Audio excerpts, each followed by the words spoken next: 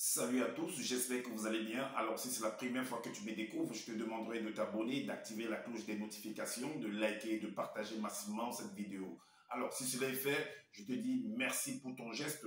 Comme je le dis constamment dans mes partages, que Salomon dit qu'il n'y a rien de nouveau, ce qui a été, c'est ce qui est et c'est ce qui sera encore, et que le physique est le reflet du non visible. Le Créateur, par son verbe, parle tantôt d'une manière, tantôt d'une autre, l'on n'y prend point de garde. Alors, toi qui m'écoutes aujourd'hui, si tu ne prenais pas garde autrefois, dès à présent, commence à prendre garde par rapport à ce que tes yeux peuvent voir, tes oreilles peuvent entendre, tes sens peuvent capter au travers de la nature. Analyse bien la situation, retiens ce qui est bon et ce qui est mauvais, bien entendu, et transmets-le à tes enfants afin qu'ils puissent sortir de l'ignorance. Parce qu'il y a une formule qui dit que l'homme, la femme, l'enfant, l'être, la créature périt faute de connaissance. Donc, il est primordial pour nous de pouvoir fusionner avec le savoir afin d'avoir une meilleure visibilité des choses. Et encore, nos pères, nos mères, dans les temps d'autrefois, ont toujours eu à parler, à parler par des métaphores, des énigmes, des paraboles, des dictons, des proverbes, en utilisant les éléments de la faune et de la forêt, ils ne peuvent pas aller au-delà, car la loi du Créateur le veut ainsi. Nous sommes tous contenus dans un globe, je dis bien, je pèse mes mots, personne ne peut sortir, il ne peut y entrer. Alors, je reviens encore vers vous pour un décryptage ou pour une analyse profonde par rapport à une vidéo qu'a produit ce personnage de Justin Dissaka alias Lassan, ce faux pasteur camerounais de bandit de grand chemin. Alors, comme je vous l'avais toujours dit, que ce monsieur va se répéter. Et c'est ce qu'il ne fait que faire. Il ne fait que se répéter. Et en se répétant, en fait, l'étau est en train de se resserrer sur lui-même. Et ça l'expose encore davantage. Et là, vous pouvez bien apercevoir qui est réellement ce personnage qui est venu sur les réseaux sociaux en se donnant des titres comme quoi il est le seul enseignant, qu'il est le deuxième de la création, qu'il a assisté à la création tout entière et que les autres, en fait, c'est des faux pasteurs. Lui, il est le vrai. Alors, il a écrit un livre. Il a écrit un livre que voici. Ben, bien entendu, comme j'ai toujours dit, il a copié dans les livres classiques, il a copié dans le livre Secret des Nords, dans le livre de Fable d'Oliver et dans le livre d'Alan Kardec pour pouvoir rédiger ce livre. Alors, il est dit, il y a une formule également qui dit que pour attraper un criminel, un assassin, un faussaire, un bandit de grand chemin, on a besoin en fait de l'objet du crime. Et ça, c'est l'objet du crime. Nous allons entrer en fait dans ce livre. Nous allons vous sortir les erreurs de ce monsieur, des éléments qui vous prouvent en fait que ce monsieur, en fait, c'est un manipulateur. C'est un bandit de grand chemin, c'est un usurpateur, c'est un voleur. C'est quelqu'un qui est là pour escroquer en fait des personnes faibles, les personnes qui n'ont pas le temps de lire. Moi, par contre, j'ai le temps de lire. J'ai lu tout ce livre, j'ai pris du temps pendant des années et je maîtrise ce livre aussi. Alors, et vous allez voir l'exposition. Il a fait une vidéo dont le titre est l'incroyable prière du Christ. Le Christ, c'est qui? Parce que toujours dans ces livres-là, que ce soit la Bible ou ici, on parle de plusieurs Christ. Mais il faudrait qu'il nomme en fait dans le titre de qui il parle réellement. Ok, mais ceux qui ne savent pas, nous allons entrer, nous allons fouiller. Parce que beaucoup, quand je viens faire des vidéos, peut-être certaines personnes se disent que moi je ne crois pas en Dieu, peut-être je ne connais pas le Créateur. Non, moi je ne fais qu'analyser ce que ceux d'autres sont venus faire. Et je sors en fait les incongruités, en fait, les erreurs qu'ils ont en fait dans leur rédaction. C'est ce que j'expose afin que vous tous qui m'écoutez, vous puissiez voir, vous puissiez comprendre, vous puissiez savoir qui est en face de vous, tout simplement. Alors, on va aller directement en fait dans le vif du sujet. Dans son propre livre, hein, il est parti en fait selon la prière, voilà, il dit du Christ. Et le Christ là, lui, il appelle Job qui s'appelle Koudoumana. Il dit que c'est un noir, que c'est lui le véritable. Et donc, ce que les autres sont venus écrire, tout ça et tout et tout. Donc, et ce noir-là, selon lui, vient du Cameroun. Alors, voici ce qu'il va dire.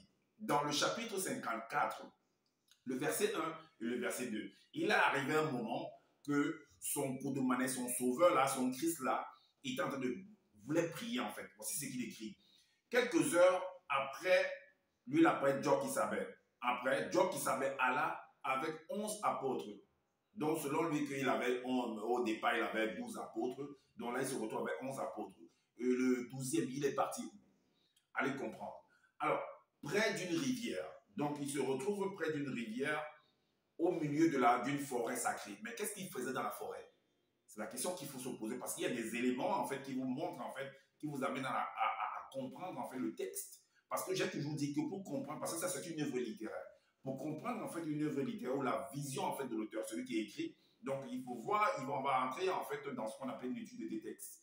On va essayer de sélectionner, en fait, des mots qui sont compliqués à la compréhension. On va entrer dans un dictionnaire, on va fouiller pour avoir, en fait, des réponses. Et cela va nous permettre peu à peu à pouvoir comprendre, en fait, avoir une compréhension du texte, tout simplement. Est-ce que vous comprenez? Alors, donc le monsieur se retrouve en fait près d'une rivière sacrée. Comment il a fait pour se retrouver à la rivière? Et c'était quelle heure? En journée ou dans la nuit?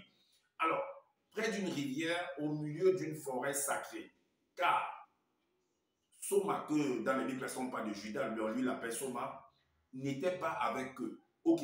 Mais qu'est-ce qui a fait que lui se retrouve plus tard, à un moment donné, dans une forêt? Alors, et on va aller, allons plutôt, non, lisons le verset 2.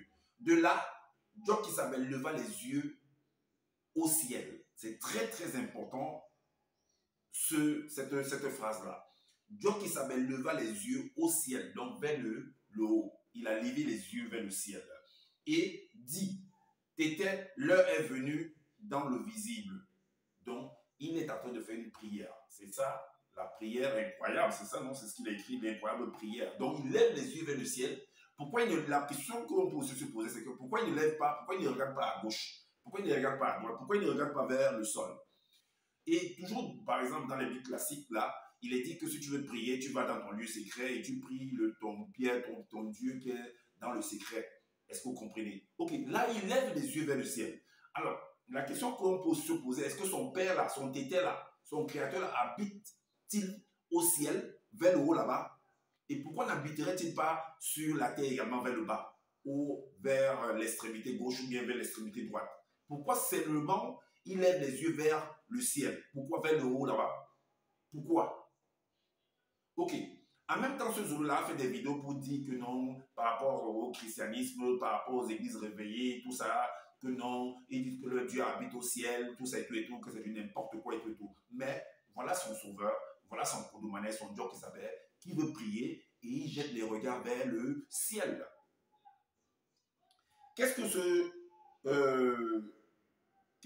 Déjà, allons comprendre pourquoi il s'est retrouvé dans la forêt. On va se comprendre cela. Parce qu'à un moment donné, on voulait, par rapport aux actions qu'il menait, qui n'étaient pas acceptables par le gouvernement, en place là où il vivait, au territoire où il vivait, alors ils vont tenir en fait un conseil par rapport à sa situation, par rapport à son comportement, voilà. Et voici ce qui va sortir de ce conseil-là. Alors, dans le chapitre 35, le verset 44, il est dit, pendant la réunion, il est dit, l'un d'eux leur dit, vous n'y entendez rien, vous ne réfléchissez pas qu'il est dans votre intérêt qu'un seul homme meure pour le peuple et que notre société secrète ne périsse pas. C'est ce qu'il a écrit. Le verset 46 dit que, alors, il va être au courant de cette affaire. Son Job Isabella va être au courant qu'on cherche en fait à l'éliminer. Voici ce qui va suivre. Dès ce jour, il résolut de le faire mourir. Le verset 47 nous dit, c'est pourquoi Job Isabella, le Christ que Zola est venu présenter dans son livre.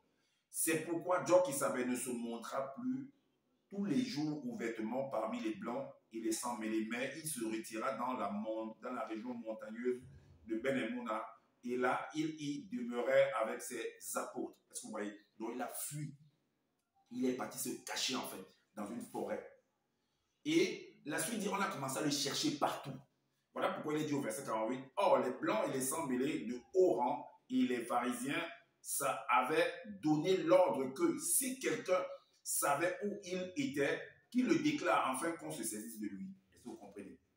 En fait, donc, il était donc dans cette forêt-là. C'est dans cette forêt-là, dans son retranchement, qu'il va se retrouver, soi-disant, selon ce qu'il a écrit, que dans une forêt, près d'une rivière, et il va prier en regardant vers le ciel. Ok. Est-ce que c'est normal, selon Zola, est-ce que c'est normal de regarder vers le ciel afin de prier son loba, son tété, son créateur? Est-ce qu'il habite vers le haut là-bas? Est-ce qu'il habite là-bas en haut? Quelqu'un qui est censé montrer le bon exemple. Quelqu'un qui est le sauveur de l'humanité. Quelqu'un qui est, je ne sais pas, qui est né avant la création, selon ce qu'il dit du monde, tout ça et tout et tout. Qui est le premier fils. Voilà ce qu'il est venu d'écrire. Alors, dans le livre de Psaume, voici ce qu'il écrit. Dans le livre de Psaume 121, au verset 1 et 2. Donc, selon eux, selon l'écriture, c'est David qui est en train de, voilà, qui est en train de se questionner en fait. Donc, il est dit ici, le titre c'est « Qui pourra me secourir ?» Qui pourra me secourir? Alors, donc, en voyant également son Job qui regardait vers le ciel, ça veut dire qu'il cherchait le secours en fait. Il cherchait le secours. Donc, il est dit ici que quand il est monté, je lève mes yeux vers les montagnes. Je ne sais pas qui habite vers les montagnes pour que tu lèves les yeux vers les montagnes. Donc, alors, il dit, d'où me viendra le secours? D'où? Point d'interrogation. Je lève les yeux vers les montagnes, d'où me viendra le secours? Et la suite dit que le secours me vient du verbe de Loba. Loba qui a fait les cieux et la terre par la manifestation de sa volonté. Donc, maintenant, en même temps, on l'a dit que Loba vit hors de toute réalité, en fait. Mais le ciel, c'est une réalité. Mais il vit hors de toute réalité. Pourquoi ton Dieu qui savait regarde dans la réalité du ciel alors pour pouvoir implorer son dédé? Est-ce qu'il habiterait finalement là-bas ou pas?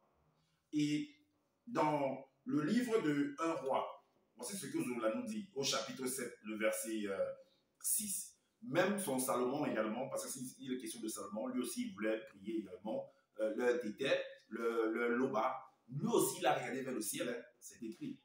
Donc, mais là, le verset 6 nous dit, c'est le chapitre 7, le verset 6 nous dit, mais quoi? Pourrais-tu vraiment habiter sur la terre? Donc, point d'interrogation.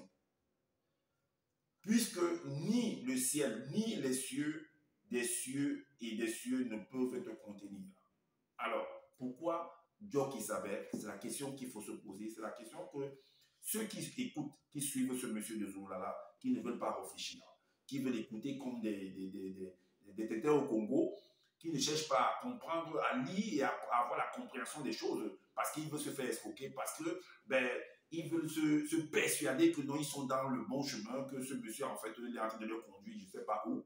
Alors, donc, avec tous ces questionnements-là, Salomon, David, et maintenant, lui, il vient regarder vers le ciel pour pouvoir prier.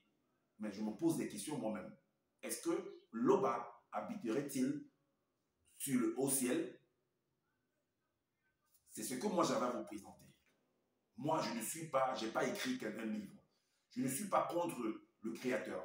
Je ne suis pas contre Dieu. Moi-même, je prie. Alors, moi, j'apporte juste les éléments de réponse afin de vous amener à réfléchir. Est-ce que vous comprenez? Cette personne qui vient devant vous pour vous dire que non, je suis pasteur, je suis ceci, je suis cela. Moi, j'expose en fait on va dire, le travail de ce monsieur en fait qui nous apporte des éléments de réponse, qui nous apporte des réponses pour expliquer en fait pourquoi est-ce qu'il regarde au ciel. Est-ce qu'il habiterait là-bas?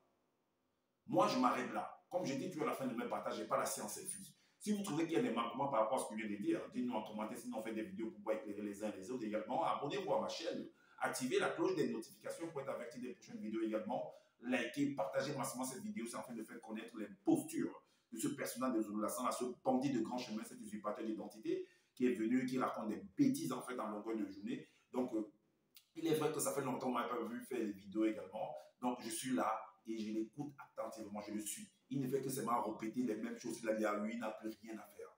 Alors, je m'arrête là et prenez soin de vous et prenez soin de votre famille car c'est important pour le combat futur. Ciao.